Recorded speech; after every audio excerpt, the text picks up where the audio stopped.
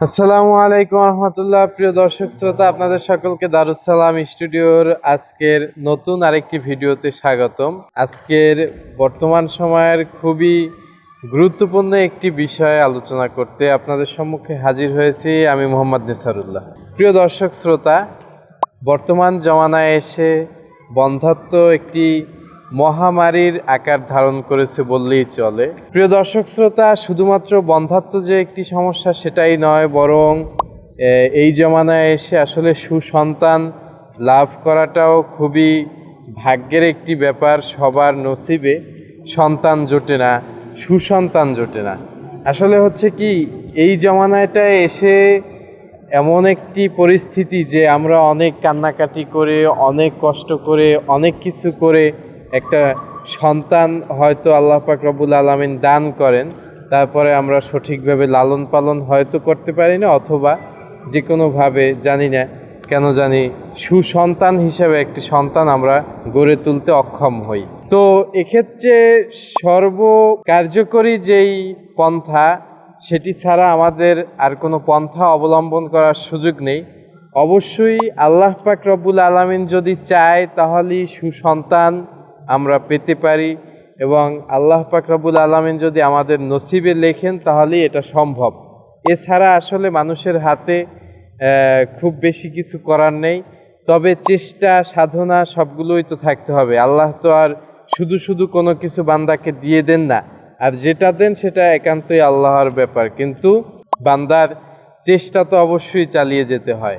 তো সুসন্তান লাভ এবং যারা বন্ধ্যাত্ব সমস্যায় ভুগছেন, যাদের সন্তান হয় না, তাদের জন্য আমি আজকের খুবই গুরুত্বপূর্ণ দুইটি আমল বা তদবির বা দোয়া নিয়ে হাজির হয়েছি। আপনারা যদি এই আমলগুলো করতে পারেন, আশা করি আপনাদের সমস্যার সমাধান হবে। তো সুসন্তান লাভ এটা প্রত্যেকটি পিতামাতাই করতে চায়। পৃথিবীতে কাফের মুশরিক থেকে শুরু করে মুসলিম, অর্থাৎ যারাই রয়েছেন সবাই চায় তার সন্তানটি একটি ভালো সন্তান হোক। তো সেক্ষেত্রে সুসন্তানের যেই দোয়াটি আমি উল্লেখ করব সেটি সকলেই করতে পারবেন। আর বন্ধ্যাত্ব যে সমস্যায় যারা ভুগছেন তারাও এই আমলটি তো করবেনই, তাদের জন্য পাশাপাশি আরও একটি আমল রয়েছে যেটি আমি বলে দিলে সেটি আপনারা করলে আল্লাহ পাক রব্বুল আলামিন চাইলে আপনাদের এই সমস্যা থেকে মুক্তি দিতে পারেন ইনশাআল্লাহ। সুসন্তান লাভের জন্য আমরা যেই দোয়াটি প্রতি 5 ওয়াক্ত নামাজের বাদ মুনাজাত করে যেই দোয়াটি আমরা পাঠ করতে পারি সেটি হচ্ছে রব্বি লা তাজারুনি ফারদাও ওয়া আনতা খয়রুল ওয়ারিসিন। আপনারা বারবার এই দোয়াখানা শুনে মুখস্থ করে নেবেন এবং 5 ওয়াক্ত নামাজের বাদ এই দোয়াখানা আপনারা মোনাজাতে বারবার করতে পারেন, এবং তাছাড়াও আপনারা মোনাজাতের বাহিরেও এই দোয়াখানা বেশি বেশি পাঠ করতে পারেন। তাতে করে আল্লাহ পাক রব্বুল আলামিন উত্তম সন্ততি দান করবেন ইনশাআল্লাহ, এবং যারা বন্ধ্যাত্ব সমস্যায় ভুগছেন তাদেরকেও আল্লাহ পাক রব্বুল আলামিন এই দোয়াখানার উসিলায় সুসন্তান, নেককার সন্তান দান করতে পারে ইনশাআল্লাহ। তো প্রিয় দর্শক শ্রোতা, আমি আরেকটি দোয়ার কথা বলেছি, সেই দোয়াটি একটি আমল বা সেই দোয়াটি একটি তদবিরও বটে।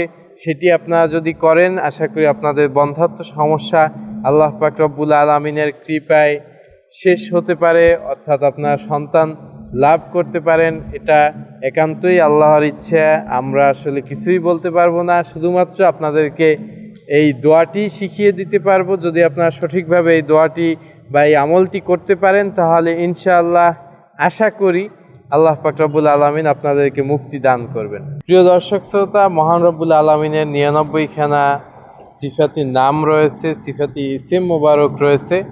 সেই ইসেম মোবারক থেকে একটি ইসেম মোবারক হচ্ছে ইয়া মুনঈমু। ইয়া মুনঈমু স্ক্রিনে লেখা থাকবে।